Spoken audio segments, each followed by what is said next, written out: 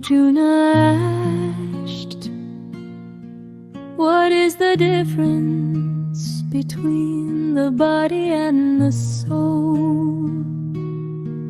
Krishna replied, this body is the field where life happens, but the soul is the knower, eternal, untouched and divine. Arjuna felt awakened, realizing he is the soul,